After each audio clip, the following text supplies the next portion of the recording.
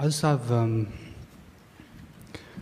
problem with unworthiness and insecurity inside myself. This wasn't a problem before, like when I was younger. I used to be I didn't care what other people think, but slowly what happened was other people, what they thought, and the way I looked around, it just kind of made me feel insecure, and I feel kind of powerless because it feels like I've been born with things that I can't change, like what I've inherited from my parents. So like I have this desire to do well in sports, but I have this belief that genetic-wise I don't have the ability, even though I do well at it, but it feels I can't take it to another level, if you know what I mean.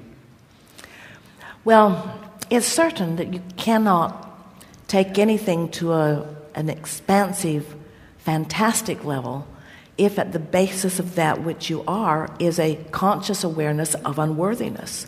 We think it's a wonderful thing that you acknowledge that you are feeling sort of unworthy. We want to talk about what that is and why, and more important, what to do about it. So there's a lot we want to say to you, so just relax, and we're going to sort of unravel this in a way that you can really hear it. You said some really interesting things. First of all, you've come to a sort of conclusion that you must feel, or that you do feel, unworthy. And you've come to that conclusion based upon the way things are sort of turning out. Doing okay, but not as dramatically okay as you want. You also said something that was interesting and very common. In fact, almost everyone experiences it to some degree. And that is, in the beginning of your experience, you didn't feel that way. You felt more invincible, more sure-footed, like you could do anything. But then that feeling of confidence eroded over time. And the reason that it eroded over time is for a very simple reason. We're going to lay this out for you in a way that you will really see it. It's because you and almost everybody else you know, they're all doing it to some degree.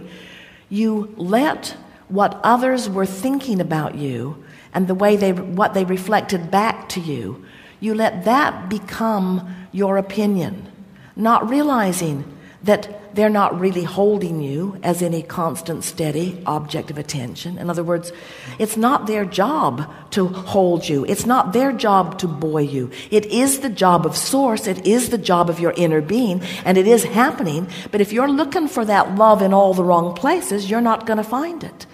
And it's a very common thing to look to those that you are living with for their appreciation and their approval,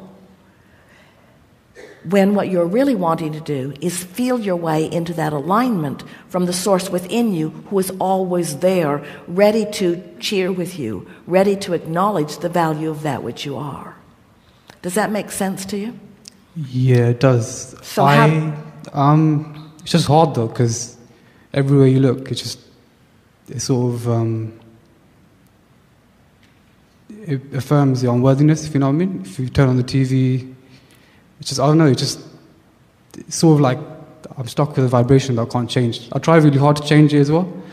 Like I try finding better feeling thoughts, but what happens is I just go straight back to where I started off with. Well, you have to do it a little bit at a time. And you're right. We've talked about this quite a bit, and it certainly applies here, that most people are offering the majority of their vibration, which equals their point of attraction, based upon what they are observing. So when you say, everywhere I look, so what happens is, because you feel a certain way, that's the vibration that you're offering. Because that's the vibration that you're offering, that's what comes back to you. As that comes back to you, it confirms the feeling that you had, which causes you to offer the vibration more. And then, so in the example that we gave about Esther with the car hitting her car, same sort of thing. She's been feeling off her game. She's been feeling less strong and less secure than she has felt over time. She's been feeling sort of vulnerable. That feeling of vulnerability causes her to say things that are not things that she would normally say, caused her to rendezvous with a near accident, which she normally wouldn't rendezvous with, but given this new vibration, so here it comes. Then she commented about what a close call it was, and even though nothing happened at that intersection, under the bridge, entering the freeway, nothing happened, she found the words that said, if that guy who did that thing that he shouldn't have been doing had hit that other car, then likely we would have been involved in something even though we were innocent. So now here she is. She was feeling it. Now there's evidence. Now she's commenting on the evidence. Now she's feeling it more. Now she parks her car innocently in a parking lot, and while she's in the grocery store, someone hits her car. So now, see what's going on. So she was feeling that way. The manifestation confirmed how she was feeling. Now she comes out, and here is something she really doesn't want. There's a girl crying. Her father is there. He's enraged. The car is smashed into her car. Now you're observing something more. Now you're observing it. Now you're having a knee-jerk response to it. In other words, it's like letting what is control how you feel. But the question is, when did it start? In other words, when did this chain that led to that start? And the bigger question that we're really wanting you to hear is, what was the chain really leading to? In other words, what did it actually lead to? Eventually, Esther felt enough discord from it. When Esther got really, really mad at that sweet little girl, that's when Esther started rethinking it, because that's not who she is and it's not what she wants. She did not want to stand in that place of blame there. So then another intention kicked in, because whenever you know what you don't want, what you do want is part of the equation too. So in this story that we're giving you, at some point along the way, Esther made a decision that she was no longer happy feeling bad. And as she visited with us about it, and we helped her to see, this is not evidence of your vulnerability, this is evidence of your invincibility. A few years ago, some physicians were coming to a seminar. They always flew. They had their own private plane. And one day, they got into their airplane. They actually were landing at the airport near where they lived, out in the desert. And they misunderstood the direction of the wind and came in from the wrong direction. And their plane flipped over and caught on fire. And they'd been listening to Abraham recordings. And they asked us after, a week or two after, Abraham, our little girl has been listening to the recordings with us, that we create our own reality. And yet, when this has happened, she's confused. What do we tell her? Because our plane flipped over and caught on fire. None of them were hurt, just some very minor scrapes and a little bit of burn on a leg. And we said, this is not evidence of your vulnerability. This is evidence of your invincibility.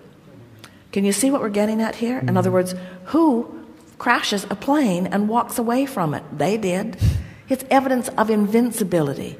And so this is the thing that we're wanting you to hear. So let's walk back through this again.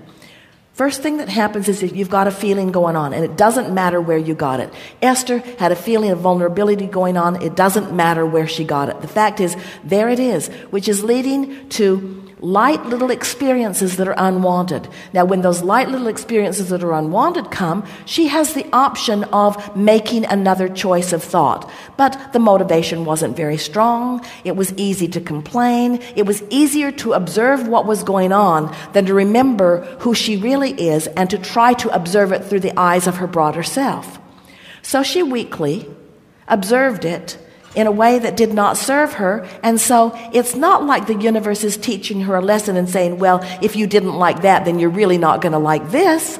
But it sort of plays out that way, doesn't it? So then she had a choice to think a different thought, but didn't. And so then law of attraction brings her something else that sort of matches that. What we really want you to hear in all of this is that you are always on your way to something wonderful, even when you are not enjoying where you are. Some years ago, we said it's like going through a bad neighborhood on your way to something really fun. In other words, there is always something good that is out there if you will allow yourself to live it. But the feeling of vulnerability that comes, or the feeling of unworthiness that comes, is the simple byproduct of observing what is and just taking it as reality, just taking it as a done deal, rather than saying, well, this may be what is, but I choose to see it in a slightly different way. So at what point do you decide to turn it around for yourself? You have to decide. For Esther, she didn't turn it around when the first near miss happened. She didn't turn it around. She could have. She didn't even turn it around when the car buried its nose in her car. She didn't turn it around. She let what was happening in the moment dominate the way she felt. She felt angry. She felt blameful. She felt vulnerable. She felt like not a good deliberate creator. She let what is control that. But as she sat with that emotion for a day or two and felt the awfulness of it because it so defies who she really is and what she really knows, then she began reaching for another way to see it until she came back into her power. You see what we're getting at? You have to decide at what point you're going to come back into your power. You can't let the circumstances that are surrounding you be the basis of your vibration. That really is what deliberate creation is.